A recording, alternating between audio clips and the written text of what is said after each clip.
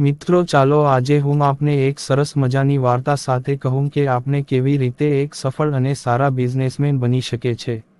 સફળ બિઝનેસમેન બનવા માટે કેટલાક મહત્વના તત્વોનું પાલન કરવું જરૂરી છે।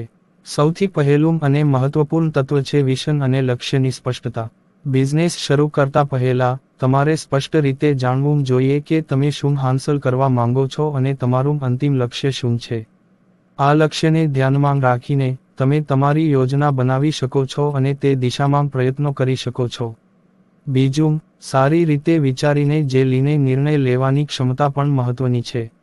ઘણીવાર નવું બિઝનેસ શરૂ કરતા સમયે અનિશ્ચિતતાઓ અને જોખમો હોય છે। આવી સ્થિતિમાં તમારા પરિસ્થિતિનું યોગ્ય મૂલ્યાંકન કરીને અને ચોક્કસ નિર્ણય લેવાની ક્ષમતા તમને સફળતાના માર્ગે આગળ લઈ જઈ શકે છે। માર્કેટિંગ અને નેટવર્કિંગ બિઝનેસની સફળતામાં મોટી ભૂમિકા ભજવે છે। તમારું ઉત્પાદન કે સેવા યોગ્ય ગ્રાહકો સુધી પહોંચાડવા માટે યોગ્ય માર્કેટિંગ પદ્ધતિઓ અપનાવવી જરૂરી છે। સાથે સાથે નેટવર્કિંગ દ્વારા બિઝનેસ સંબંધોને મજબૂત બનાવવામાં મદદ મળે છે, જે ભવિષ્યમાં નવા અવસરો અને વિપુલ ફાયદા લાવી શકે છે। વિતરણ અને સંચાલનની કુશળતા પણ મહત્વની છે। બિઝનેસમાં નફો મેળવવા માટે તમારા સંસાધનો અને ખર્ચનું યોગ્ય સંચાલન કરવું જોઈએ। સમયસર ઉત્પાદનના વિતરણ અને ખાતરીપૂર્વક ગ્રાહકની જરૂરિયાતો પૂર્ણ કરવામાં પણ ધ્યાન આપવું જોઈએ।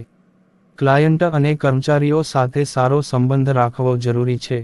ક્લાયન્ટ્સને સંતોષ અને શ્રેષ્ઠ સેવા પ્રદાન કરવી, અને સાથે જ તમારા કર્મચારીઓને પ્રોત્સાહન આપીને તેમની કાર્યક્ષમતા વધારવી, બંને જ બિઝનેસના વિકાસ માટે જરૂરી છે।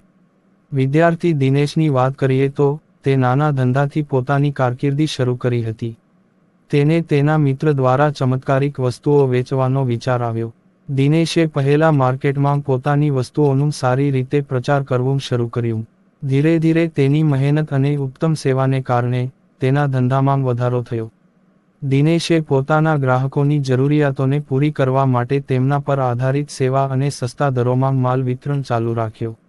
આ બધું મળીને દિનેશ આજે એક સફળ બિઝનેસમેન છે।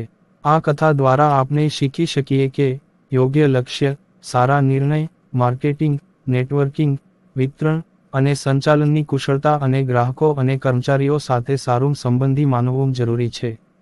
સફળતાની આ વાર્તા કેટલીક અગત્યની વાતો પર પ્રકાશ નાખે છે, જે દરેક બિઝનેસમેન બનવા ઈચ્છે છે તે માટે આ સિદ્ધાંતો પ્રેરણાદાયક બની શકે છે। પ્રથમ, દિનેશનું લક્ષ્ય અને નિર્ધારણ ખાસ નોંધપાત્ર છે। જ્યારે દિનેશને પોતાના ધંધાની શરૂઆત કરવી હતી, ત્યારે તેણે સ્પષ્ટ રીતે જાણ્યું હતું કે તે શું વેચવા માંગે છે અને તેનો ટાર્ગેટ માર્કેટ કોણ છે। તેણે પહેલા તેની નાની સમાન વસ્તુઓ સાથે શરૂ કર્યું, જે દર અને ગુણવત્તા બંનેમાં શ્રેષ્ઠ હતી। આ રીતે દિનેશે પોતાના વિઝન અને લક્ષ્યને આધારે પોતાની યોજનાઓ બનાવી અને અનુસરવા લાગ્યો। બીજું, દિનેશની વિચારધારા અને નિર્ણય લેનાની ક્ષમતા। બિઝનેસની દુનિયામાં ઘણી વખત પરિણામો તરત દેખાતા નથી, અને અનિશ્ચિતતાઓ વધી શકે છે। દિનેશે આ સમસ્યાઓને ચતુરાઈથી હલ કરી અને તેવું કોઈપણ મહત્વપૂર્ણ નિર્ણય લેતા પહેલા પરિસ્થિતિનું સચોટ મૂલ્યાંકન કર્યું। તેની આ સાવધાનતાથી ભવિષ્યમાં આવતા જોખમોનો સામનો કરવા તે વધુ સક્ષમ બન્યો। માર્કેટિંગ અને નેટવર્કિંગની વાત આવે ત્યારે દિનેશના પ્રયત્નોને ભૂલવામાં આવી શકતું નથી। તેણે તેના ઉત્પાદનોને લોકો સુધી પહોંચાડવા માટે પ્રામાણિક અને સિસ્ટમેટિક રીતે માર્કેટિંગ અભિયાન શરૂ કર્યું। આ સાથે તેણે નેટવર્કિંગ દ્વારા તેના બિઝનેસને વિસ્તૃત કરવાની તક મેળવી। આ નેટવર્કિંગના જોરે તે મોટા ગ્રાહક વર્ગ સાથે જોડાઈ શક્યો અને તેની કામગીરીનું વિસ્તારણ કરી શક્યો। બિઝનેસ સંચાલન અને વિતરણની કુશળતા પણ દિનેશની સફળતાનો એક મોટો ઘટક હતી।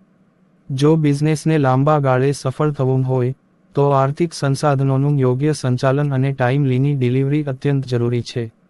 દિનેશે આ બંને બાબતોને સારી રીતે સંભાળીને નફાની ગતિ વધારી અને ખાતરીપૂર્વક પોતાના ગ્રાહકોની જરૂરિયાતોને પૂરી કરી। દિનેશની આ કહાનીમાં માનવીય સંબંધી અને ગ્રાહક સેવાની ભૂમિકા પણ નોંધપાત્ર છે। તે જાણતો હતો કે એક સફળ બિઝનેસ માટે ગ્રાહકોનું સંતોષ તથા કર્મચારીઓનું સમર્થન અનિવાર્ય છે।